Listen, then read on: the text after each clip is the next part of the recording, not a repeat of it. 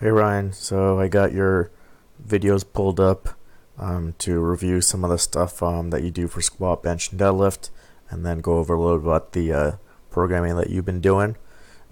So here, first we'll go over the squat. Um, Overall, across all three lifts, your lifts are pretty good technique wise. Just some little things that you can work on. For example, here on the squat, the first thing I see is the rack height looks to be a little too high. You kind of have to like barely get yourself out of the hooks. Um, if you wear shoes, it might bring you up enough that it's not a problem. But for the barefoot one, you might want to go down one hole. Um, it might seem like it's too low for you, but you're gonna have to squat this weight anyway, so it's okay if you go down an inch or two and have to bend your knees a little bit, and kind of like leg press the weight out rather than being like this where your legs are almost locked out and you kind of have to like shrug or arch your back in order to get it out and kind of like stumble out. It also makes your walk out a little bit more steps than you need to, so you're doing about 4 and then making adjustments. If you can get a good unrack, then you should be able to do it in 3, where you just take 1 step straight back, then sit up your left foot, then sit up your right foot, then you're ready to go. The squat itself is pretty solid.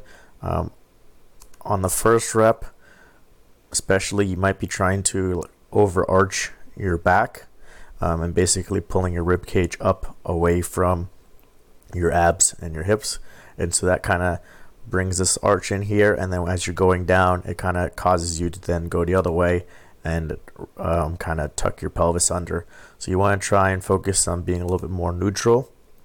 So when you're at the top here, you want to make sure you're bracing your abs and almost pulling your rib cage down a little bit, almost like you're doing like a little bit of an ab crunch.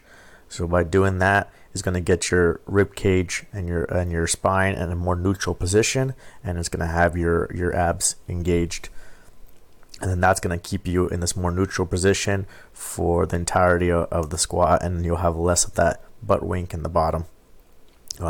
Might actually improve your bar path a little bit. Your bar path is pretty vertical, but it drifts forward a little bit. The other thing you can see if you look at your feet with the bare feet,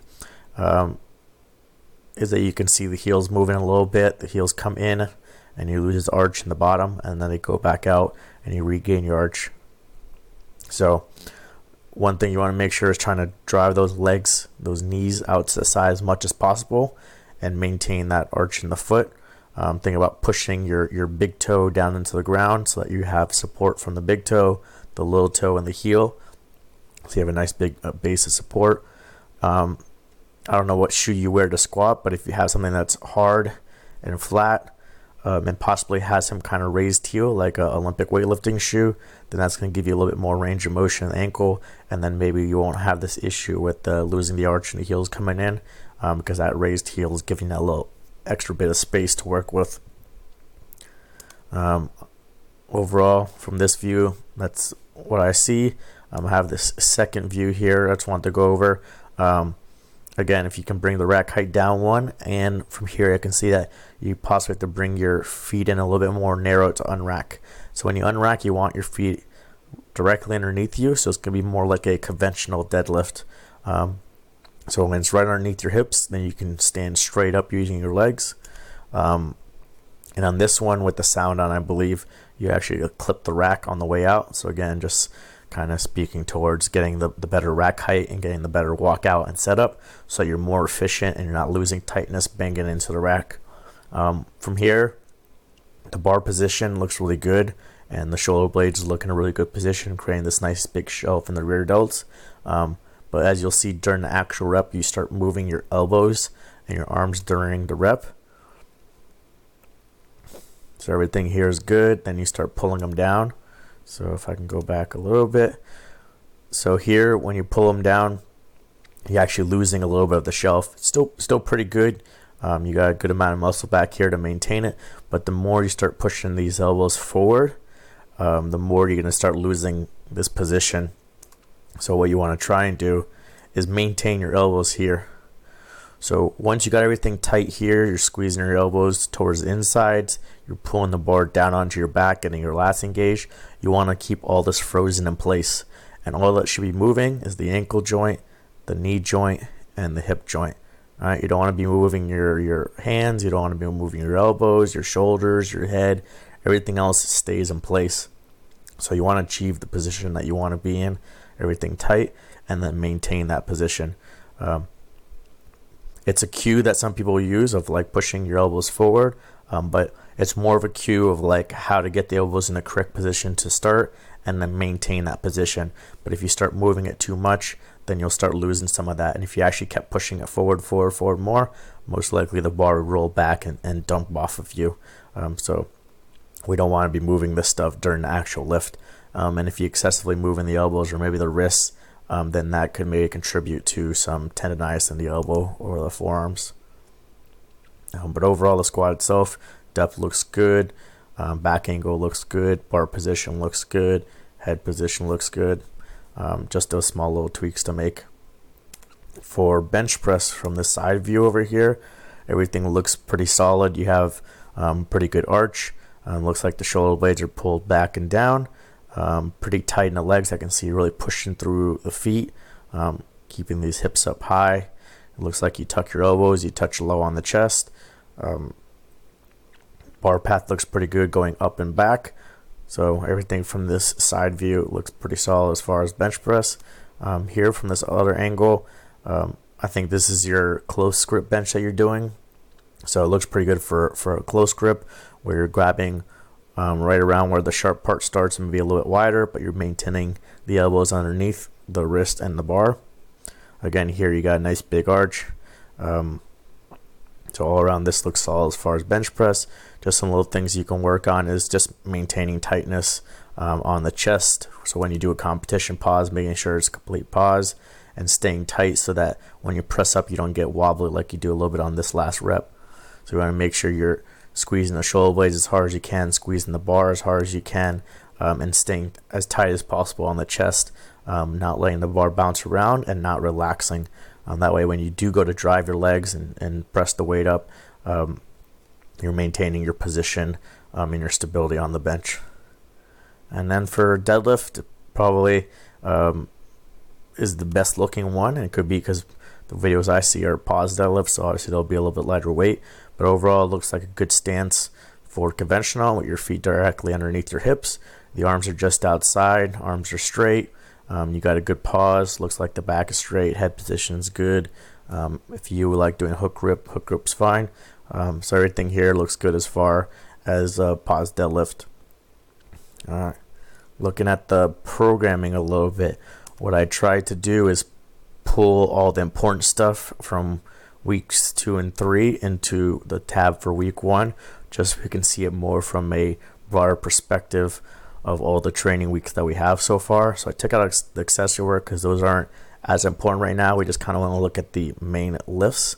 So overall you have 3 days. Personally, what I've noticed for people that do 3 days or they can only do 3 days is it becomes a lot more difficult to progress because it's hard to get enough of the volume in per session without going over your time limit for how much you can spend each day. And then that limits how much volume you can do per week and per training cycle, and then it just becomes harder to get enough stimulation to progress. And a little bit too is just people usually can only do 3 days, maybe have busier lives and a lot more stress. So I have noticed that most people make the best progress training between 4 to 6 days a week.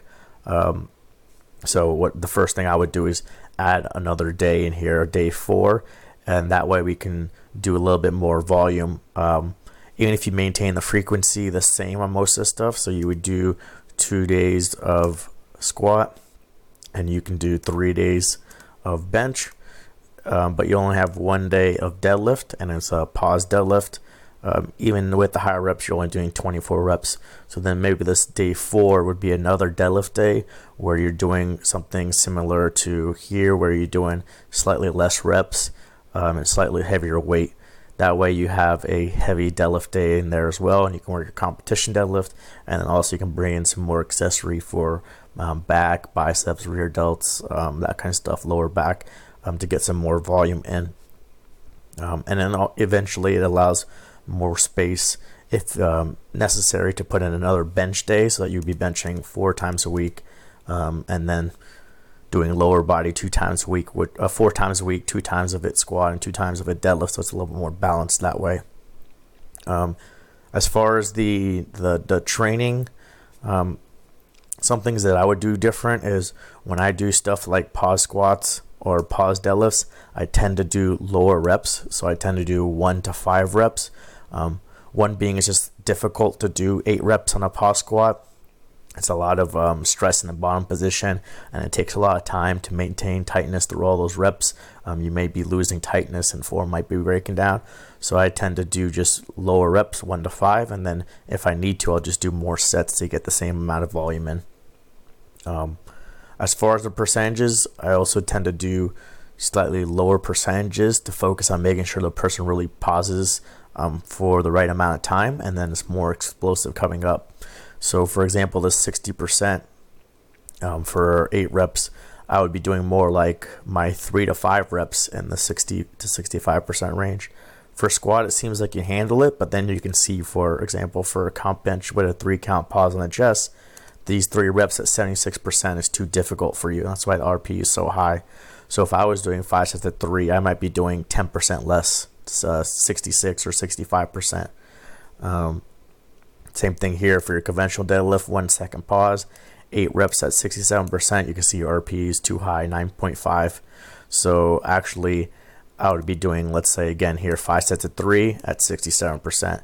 That way you're doing less reps and this RP is lower. So if you were actually progressing on this to like week 2, this would definitely have to come down. You wouldn't be able to do 80% for 2. You might actually do the 2 reps at this weight again. So instead of doing 3 reps, you're doing 2 reps, your RP would be easier. And same thing here, instead of doing 8 reps, you'd be doing 6 reps at this 67% rather than a 70% to bring this RP down. And then maybe here, since it's the same protocol, you would try and progress 5 pounds. So you'd be going here 175 and then here 180. And then here, maybe you progress 5 pounds as well because it's going from 6s to 5s.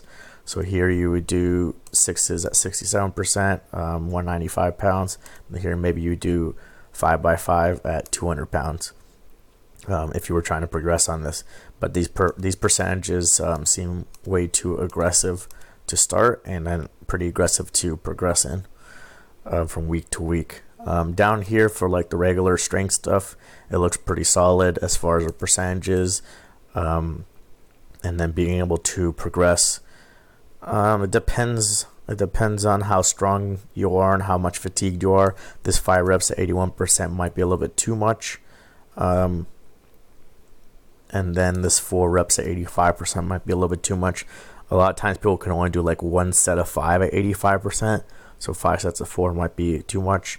So just overall looking at, those are the things I would do is, or things that I would see to improve upon this would be adding another day, at least bringing in another deadlift day in, adjusting the percentages on these pause work down, and possibly bringing the reps down here and here from 8s down to maybe 5s, and then working on this progression of percentages, especially the farther you out from meet. You don't need to be doing 87% or 85%.